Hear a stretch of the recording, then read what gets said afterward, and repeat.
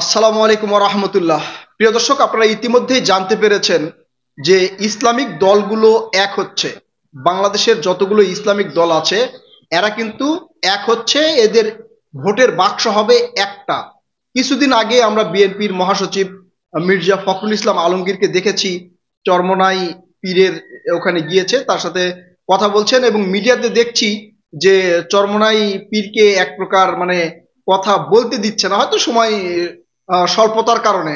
উনি বলেছেন যে সময় কম, সময় স্বল্পতার কারণে তাকে কিন্তু সেখান থেকে টান দিয়ে নিয়ে যাচ্ছে। আমার ভিডিওতে আপনারা দেখেছেন, প্রথমে সেটা দেখিয়েছি।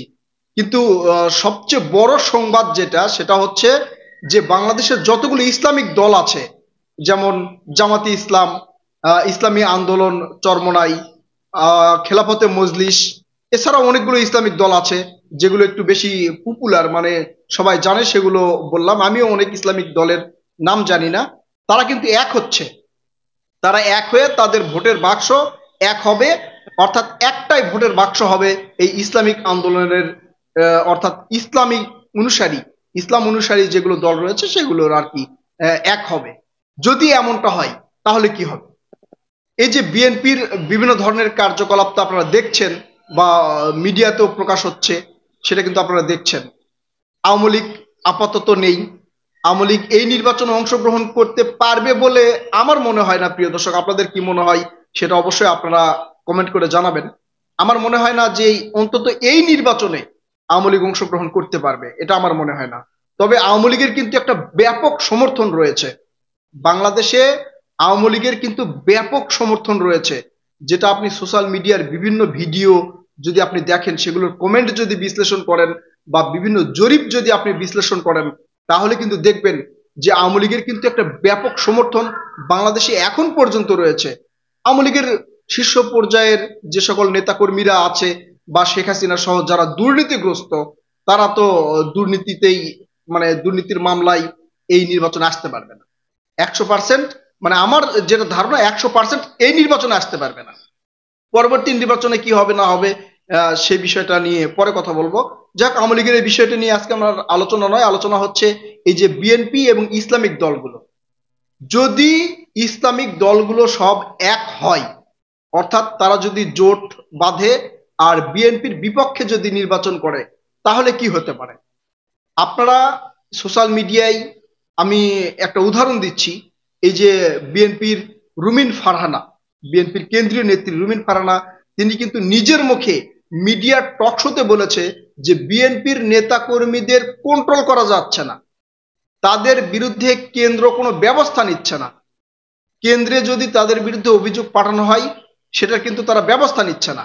অর্থাৎ কেন্দ্র চায় কিনা যে বিএনপির এই সকল যাদের বিরুদ্ধে অভিযোগ হচ্ছে তাদের বিরুদ্ধে ব্যবস্থা নিবে কিনা, বা নিতে চায় কিনা, সে ধরনের প্রশ্ন কিন্তু রুমিন ফারহানা ছুড়ে দিয়েছেন, সেটা অনেকেই জানেন।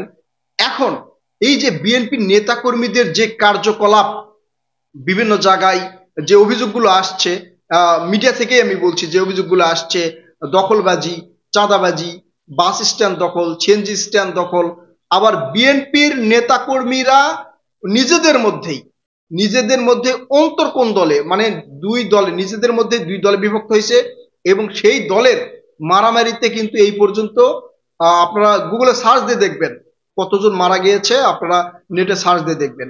অর্থাৎ বিএনপির যে কোন দলের মধ্যে রয়েছে, এতে এদের জনপ্রিয়তা কোন জায়গায় যাচ্ছে, সাধারণ জনগণ এদেরকে কতটা সাপোর্ট করবে, সেটা কিন্তু আপনারা বুঝতে পারতেছেন প্রিয় দর্শক। আর এই যে ইসলামিক দলগুলো যদি এক হয়, তাহলে বিএনপির পরিস্থিতি কি হতে পারে, বা কতটা ক্ষমতায় আসার সম্মুখীন, কতটা ক্ষমতায় আসার যে একটা আশার আলো দেখবে বিএনপি, এটা কতটা সম্ভব হবে, সেটা আপনারাই বুঝতে পারতেছেন প্রিয় দর্শক। কিন্তু আমার মনে হয় না বিএনপি যে কার্যকলাপ চালিয়ে যাচ্ছে, অর্থাৎ বিএনপির নেতাকর্মীরা যে কার্যকলাপ চালিয়ে যাচ্ছে, এইটা যদি চলতে থাকে, আর নির্বাচন যদি 1 থেকে 2 বছর পরে হয়, তাহলে বিএনপির জনপ্রিয়তা একদম তলানিতে যাবে। আমার যেটা বিশ্বাস, একদম তলানিতে যাবে বিএনপির। শুধু এখন কিন্তু মানুষ এতটা বোকা নেই যে শুধু প্রতীক দেখে, ধানের শীষের প্রতীক দেখেই সিল মারবে, ভোট দিবে, এতটা কিন্তু মানে মানুষ আর বোকা নেই। এখন মানুষ বুঝতে শিখেছে কোথায় ভোট দিতে হবে, কাদের ভোট দিতে হবে এটা কিন্তু মানুষ বুঝতে শিখেছে। যদি বিএনপির নেতাকর্মীদের এইভাবে কন্ট্রোল করা না যায়, বিএনপির নেতাকর্মীরা যদি এইভাবে উচ্ছৃঙ্খল ভাবেই চলাফেরা করে, তারেক রহমানের যে নির্দেশ এখন দিচ্ছেন তারেক রহমান, সেই নির্দেশ মেনে যদি না চলে, তাহলে বিএনপির ভরাডুবি হবে। নিশ্চিত জেনে রাখেন, নিশ্চিত জেনে রাখেন। মানে এটা আমার মতামত, আপনাদের মতামত আপনারা অবশ্যই জানাবেন। এটা আমার মতামত, এটা নিশ্চিত জেনে থাকেন যে বিএনপির ভরাডুবি হবে। কারণ বিএনপির নেতাকর্মীদের যেই নিউজগুলো আমরা দেখতেছি বা সরাসরি যেগুলো দেখতেছি, বিএনপির নেতাকর্মীরা কিন্তু মোটামুটি উচ্ছৃঙ্খল। তবে দলীয় পর্যায় থেকে অর্থাৎ কেন্দ্রীয় পর্যায় থেকে এটা কন্ট্রোল করার চেষ্টা করা হচ্ছে বলে আমরা জানতে পেরেছি। তারেক রহমানের নির্দেশে এটা কিন্তু কন্ট্রোল করার চেষ্টা করা হচ্ছে। একদিকে কন্ট্রোল করতেছে, আর এইদিকে এই জামাত, চরমনাই, ইসলামী আন্দোলন, খেলাফতে মজলিস, হেফাজত, এরা কিন্তু একত্রিত হচ্ছে। সকল ইসলামিক দল যদি একত্রিত হয়, তাহলে বিএনপির জন্য একটা দুঃসংবাদ হলেও হতে পারে। বিএনপিও চেষ্টা করতেছে বিভিন্ন ইসলামিক দল বা বিএনপির যে 14 দল আছে তাদের সাথে শরিক করার জন্য, কিন্তু যে সংবাদগুলো আমরা দেখতেছি, এটা মনে হয় আর সম্ভব হবে না। ইসলামিক দলগুলো একত্রিত হয়ে এই বিএনপির বিপক্ষে ভোট করার সম্ভাবনা রয়েছে। প্রিয় দর্শক, এই বিষয়ে আপনাদের মূল্যবান মতামত অবশ্যই জানাবেন। কি হতে পারে যদি ইসলামিক দলগুলো একত্রিত হয় এবং বিএনপির বিপক্ষে যদি ভোট করে, তাহলে এই ইসলামিক দল এবং বিএনপির জয় পরাজয় নিয়ে আপনাদের মূল্যবান মতামত অবশ্যই কমেন্ট করে জানাবেন। ধন্যবাদ প্রিয় দর্শক।